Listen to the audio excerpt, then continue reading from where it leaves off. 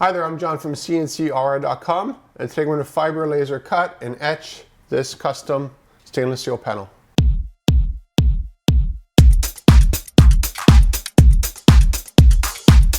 As luck would have it, the cutting process of this here was all lost, so basically we're just going to focus on the etching. But suffice it to say, this was laser cut, and that was one of the most difficult questions or answers to sort of come to. Generally with plaques like this here, you can either laser cut them, water jet cut them. You know, there's a ton of ways, plasma cut. There's a ton of ways to produce something like this here. Now the issue is which one will produce the best result. In this case here, it's full of holes, and the holes have to be sharp. So as you can see here, so because the holes have to be sharp and there's a lot of them, that excluded plasma cutting. Because plasma cutting is great, but the little diameter of the plasma arc is roughly a 1/16th to an 1/8, depending on various things that I won't get into right now. So because of that, it would have actually produced little rounded things all at the bottom. Where's my finger? There it is. I'm trying to find myself. Okay, there we go. So right here. So this would have been a little bit rounded, and it doesn't really matter too much there. But these little things here, it would have been an issue because the plasma would have gone here, and then maybe it would have lost the arc going back around. Because the thing with plasma cutting is it always needs sort of a grounding system to cut all the way through. But as soon as you don't have something there, the arc stops. So that's the nice thing about fiber laser cutters, is that it's continuous, whether there's something under it or not. While plasma, it sort of goes out. The next thing we're thinking about when we talked to the customer about sorting out how to make this was water jet cutting. Now, water jet cutting could cut this absolutely no problem. And it would be just as sharp, everything would be fine. The only issue with water jet cutting is that this is number 4 finish 304 stainless steel. And it's 11 gauge, so it's roughly an 1/8 inch thick. The problem with water jet cutting is that although it can cut all these things fine, you can have overspray and underspray. What that is basically you have the water jet cutting, and there can be like a shot of garnet and water shooting out. So what you'd end up having is frosting on the surface of this. Now normally it doesn't matter because most of the water jet cutting we do isn't on 304 stainless steel, so I usually use an orbital to clean it out, or it just absolutely doesn't matter. But in this case here, this is the customer's making their own custom control panel, and this goes in the front of it that they'll tack weld, and you don't want frosting over all of these things here. Now here there'll be a button and other things, so it'll be sort of covered, but nothing will be here. And there are ways to get rid of the frosting, but then it's just another process, and you'll never get it back to 100%. That's just the way it is. And unless you run it through a flabber, and we just don't have that. So that left laser cutting. So the advantage of the laser cutting is you could cut all this stuff out. Not a problem whatsoever. There's no frosting, and there's very little warping, but there's still some warping because you have heat. And that's another reason why the plasma wasn't good for this, because there's so many holes here. The heat from the plasma would slowly release and add stresses to the metal. It'll actually start to warp on you. And I've had that happen before. It's a bit of a pain, but that's life. And with the fiber laser, it's relatively fast, and you still have a little bit of warping, which this actually had, but it's not as extreme as the other process. That's again why water jet is so nice, because you don't have the warping from the heat because there's no heat. And it's a cold process versus everything else that's a hot process. So let's take a look at this being fiber laser etched.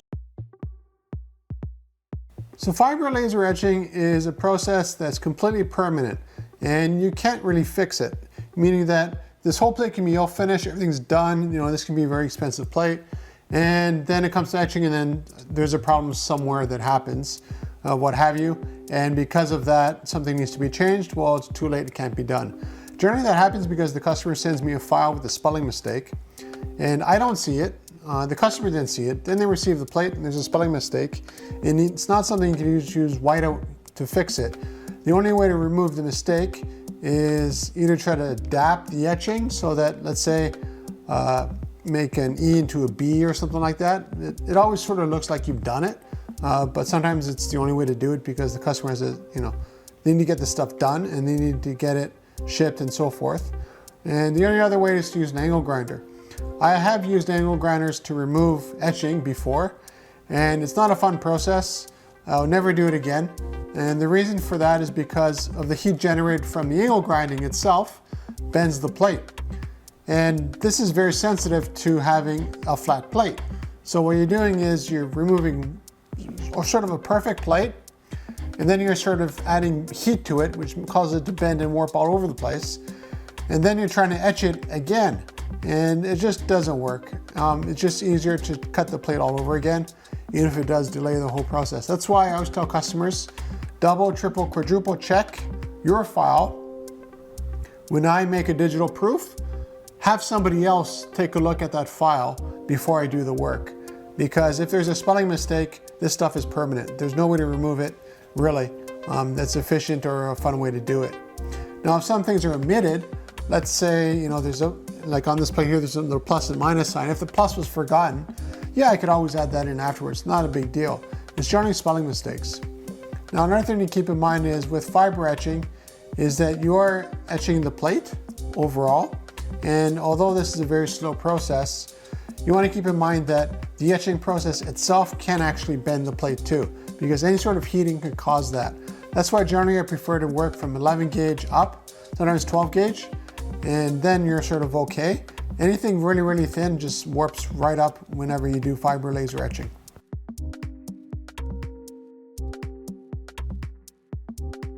I've done huge control panels in the past, small ones, big ones, with holes and without holes, all that kind of stuff. And it's always tricky to do the fiber laser etching. And the reason is, although you have a really high resolution, so you can see everything's very clear, and it's permanent as well. So it's not like an ink or a dye that will fade or crack or peel over time. This is part of the metal itself. And actually where it's etched is actually tempered, so it's actually harder than the metal that's not etched. So it came out wonderfully. I'm very happy with it. And the fiber etching happens over the surface of it, but it's very finicky regarding tolerances. I don't have a huge amount of tolerance. I have other lenses that give me more tolerance, but you lose so much power going with a larger lens that it's really not worth it at the end of the day. It causes more problems than it solves. So because of that, this was a little bit warped because of the cutting process. Again, it's full of holes and it's cut using a heat process, basically. So as a result of that, it wasn't perfectly dead flat. So you can see now, I straightened it out a little bit, but there still has a little bit of a give to it. And for the customer, it doesn't matter. They're tack welding, it will never be a concern for them. So because of that, when you do fiber laser etching, you have a specific sort of height you have to be over the head. It has to go all the way across. Now, if something's dead flat, that's not a problem at all. But it can become a problem, especially with something with lots of holes. Because what happens is, this gets really, really hot. And again, the metal starts to bend on you. And it's ever so slight. And because of the very, very tight tolerances of the fiber laser, you actually end up going into from etching to annealing to nothing. Or some sort of in-between sort of thing. And because of that, then you won't get a consistent etch, as you see here. So this is consistent all the way across. And the reason for that is because I didn't go all the way across. If I would have done that, this would have gotten hot, this would have stayed cold, and it would have just sort of bent a little bit on you. So that's why I did little sections at a time.